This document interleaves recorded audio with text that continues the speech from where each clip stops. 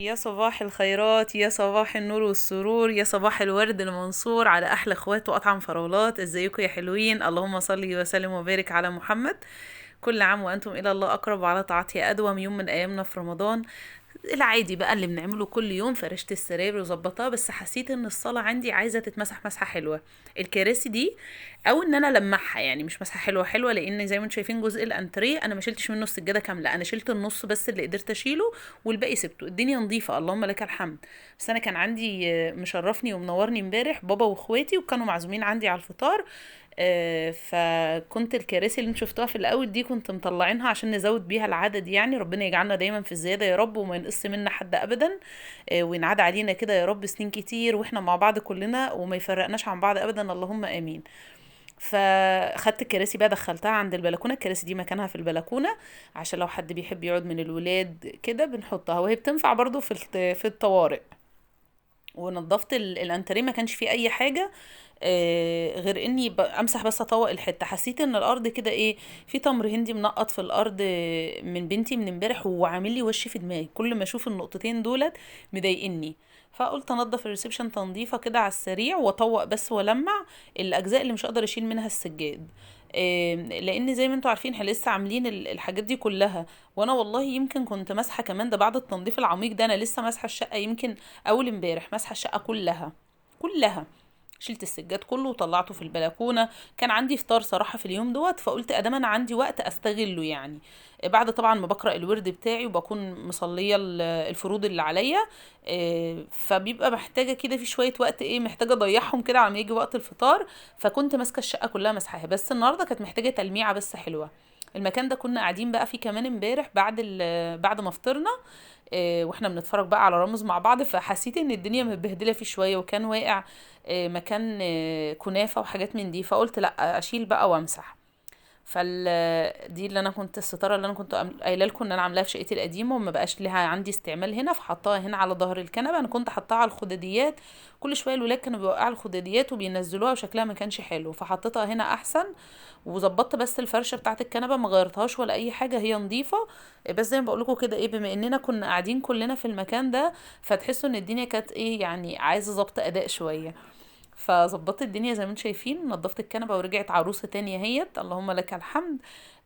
هبتدي بقى ايه، الارض حاسه فيها فرافيت، كنت بقطف ملوخيه كمان من شويه قبل ما انضف الصاله، فكان واقع مني كام ورقه ملوخيه كده في الارض. فقلت اظبط بقعد انا، ده الركن بتاعي المحبب لقلبي، يعني اللي انا حطيت فيه الطقطقه دي دلوقتي. محبش اقعد الا هنا. وولادي عارفين يشوفوني جايه من بعيد ماما جايت مكان ماما. مفيش حاجه اسمها حد يقعد مكاني، خلاص هو ده مكاني ثابت. على فكره من وانا في الشقه القديمه ده كان مكاني ثابت برضو، فانا ما برتاحش غير في المكان ده. بس فنضفت، رفعت الطقاطيق، نفضتها كده ورفعتها. هنفض بس الباف برضو، وافرشه تاني بالرنر اللي انا عاملاه، اللي هو بالقماشه الخياميه ده، واحط له الخضيريه بتاعته، بس هشيله على جنب عشان لما اكنس وامسح تبقى قدامي الدنيا كلها فاضيه. هكنس على السريع وامسح من غير بقى دوشه ليكو وصداع. اهو بصوا بان الفرق في البلاط واللمعه الحلوه بعد ما الارض اتمسحت، والريحه كمان حلوه، ريحه النظافه. فهبصوا الكراسي لسه هناك ما اتشالتش. هفرش بقى وادخل الكراسي واشيل الفوطه دي في طريقي وانا معديه. حسيت ان الخداديات هنا مش متظبطه كظبطتي انا، يعني اللي انا بظبطها لها، فقلت اعدلها. بنتي اللي كانت عاملاهم، فعدلتهم بقى عدلتهم. لو زي ما انتوا واخدين بالكم يعني انا مش فرشه الانتريه، حبيت اريح الانتريه كده واغير الشكل. واسيبه على شكله من غير فرش، لان عشان ما احسش ان الدنيا زحمه. وشايله كمان الحافظه بتاعه بديل السجاد بتاع الانتريه، غسلاه.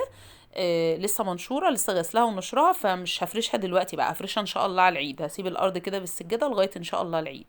فرشت هنا كمان الحافظه بتاعه الارض، وحطيت التقاطيق مكانها والرنارات عليها، وكل حاجه بقت تمام. هطلع انضف بقى الجزء كمان بتاع السفره، واوريهولكوا هو كمان بالمره. السفره ما كانش فيها اي حاجه. بصوا بوريكم الزينه بتاعتي حبيبتي، لسه زي ما هي، يعني بهجه بهجه. اخواتي هما داخلين امبارح مبسوطين بالشكل، او بابا عمال يقول لي حلوه الزينه.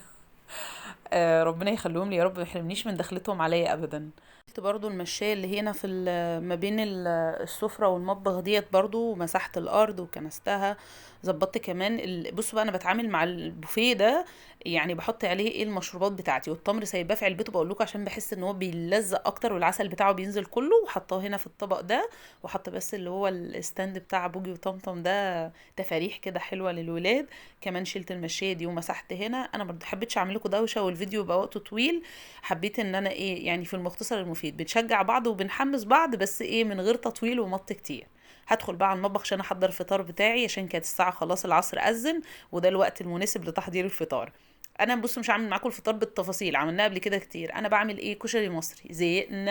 زهقنا من اللحمه والفراخ والحاجات دي. وقبلها بقى زي ما بقول لكم كان عندنا عزومه يعني شبعانين بقى لحمه وفراخ، فحبيت اعمل كشري مصري. طلعت الطماطم، صلصه الطماطم بتاعتي من الفريزر سبكتها، ومن غير دوشه كده كنت نقع العدس بجبه وسلقته، وكنت نقع الحمص ومعلقه عليه على النار، وبسلق المكرونه اهو زي ما انتم شايفين. وكمان كنت حمرت البصل زي ما بقول لكم. احنا عملنا قبل كده، لو حابين اسيب لكم لينك الكشري المصري بالتفصيل هسيبه لكم في صندوق الوصف، عملناه قبل كده مع بعض. بس انا زي ما بقول لكم ما حبيتش ان انا اطول وقت الفيديو قوي عشان ما تزهقوش وتملوا وكده. فبعد ما سلقت المكرونه وصفيتها بخليها في المصفى، وقبل الفطار على طول او قبل الاكل بروح عاملاها بحبه زيت، مقلبه المكرونه في زيت، وهنا احمر بقى في نفس الزيت اللي انا حمرت فيه البصل، باخده بقى امشي بيه للدنيا كلها. اعمل بيه الشعريه، بحمر الشعريه اهيت، وغسل الرز حطاه جنبي، وبعمل منه كمان التسبيكه او الصلصه، بعمل منه كل حاجه، وبعمل منه الدقه والشطه كمان. خلصت الكشري زي ما بقول لكم، ما حبيتش ادوشكم معايا قوي، حسيت ان الكاميرا مشبره كده كنت بمسحها لكم. وغرفت كده لكل واحد، والبصل اهو اتحطاه في مصفى عشان يفضل مقرمش لاخر حبه. وحطيت كمان الشطه، وحاطه كمان صلصه زياده كماله للي عايز يزود. والكوبايات دي بنحطها وقت الفطار، بنصب فيها تمر هندي والعرقسوس والحاجات بتاعتنا دي. بس انا كان عندي عرقسوس كمان في اليوم ده ما عملتش، كنت بعمل انا لما باجي اعمل عرقسوس بعمل ازازه بزياده واشيلها في الفريزر، واطلعها تاني يوم لفطار تاني يوم، عشان ما اعملش كل يوم عرقسوس. فاهمين انتوا قصدي؟ بس خلاص، وده كان فطارنا. كل سنه وانتوا طيبين، مع السلامه.